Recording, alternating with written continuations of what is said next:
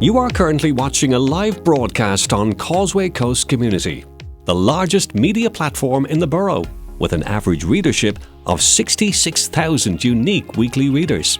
The broadcast will start shortly.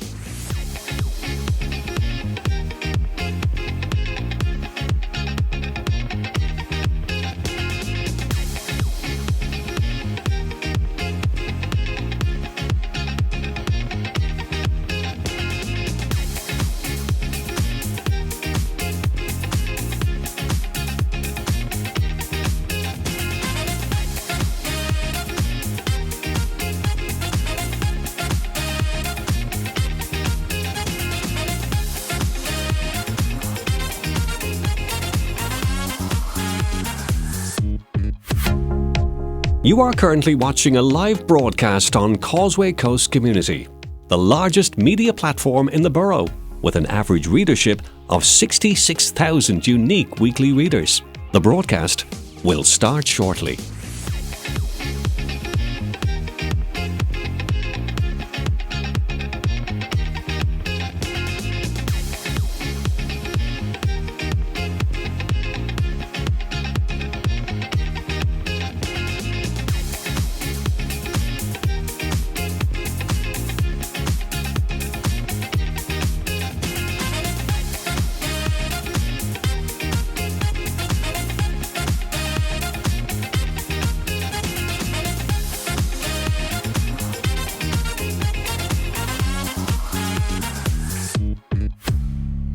So welcome along. I'm Justin McCartney. I'm joined today by Mark Rogers from Dalriada Kingdom Tours. There's a quandary with tourism at the minute, Mark. It's much worse than the troubles affected tourism in Northern Ireland. There are no clients now. I would agree with you 100%. I would say during tourism in this time, it's probably the most downtime we've ever had, to be quite honest, Justin. Yeah. And are you finding that the support coming through from the government is suitable for the tourism industry? I think they're trying their level best, but what I do find is that every scheme comes out, there's always a way that you can fall through the catchment. And every day you think you get good news until you read into it, and then it turns out that you don't get good news at all.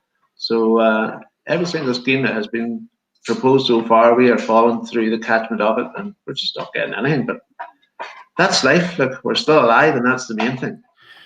How are you using the downturn to sort of get your business ready for hopefully whenever the lockdown's over? Well, to be very honest, I am strangely enjoying this enforced absence. It has given me time to refine Dalriada, to see what we're doing really well, to have that even better prepared when we come back again. We worked with Jeffrey and we made a new website, and we're keeping in touch with all our best customers. And we're in constant contact with the tourist boards as well. So through them, we're doing a lot of webinars.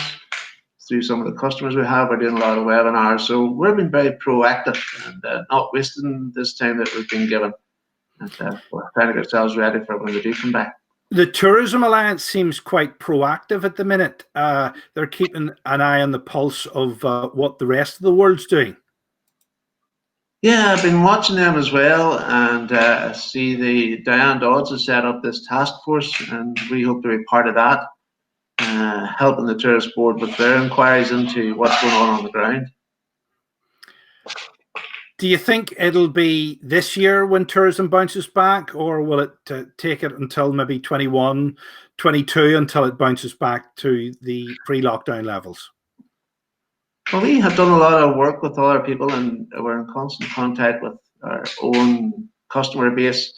What we're finding out is that probably within the country, people will start to travel again when they can and go to the attractions. So domestic tourism will probably be the first to recover. International tourism, I think that might take a while longer. I don't think we'll see any full resumption of it until we have a vaccine, to be quite honest. But listen, when it does come back, we'll be here and we'll be ready for it, and that's the main thing. Are you getting a lot of inquiries for next season? Because I imagine the cancellations are coming through thick and fast at this point in time. Yeah, when you look at your diary, it is downheartening because you think every single day you're getting phone calls or you're getting emails and you're drawing lines through days that you should be working.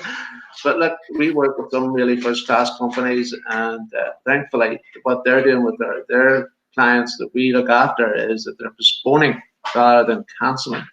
So 2021 could be a really, really busy year, and we're ready for it, and we will be ready for it, and we're looking forward to it.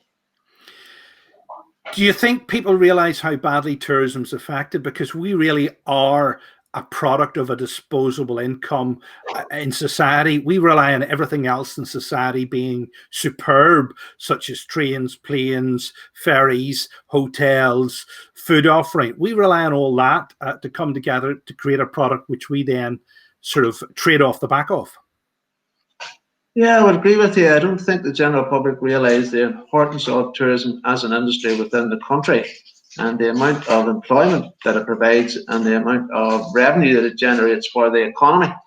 So there might be a wee bit of a lack of awareness of that. I would agree with you on that point, definitely. And it's funny too, because before the coronavirus pandemic, the big buzzword in tourism was sustainability, and I'm sure you remember that all right. And what this has taught us is the most important thing to make sustainable is our own businesses and the industry before we start to look at everything else. And that's a huge lesson. I think we've learned very well. Mark Rogers, thanks for joining us today. All the very best for when the lockdown's lifted. Oh, thank you. I hope to see you again soon, Justin. Thanks very much indeed.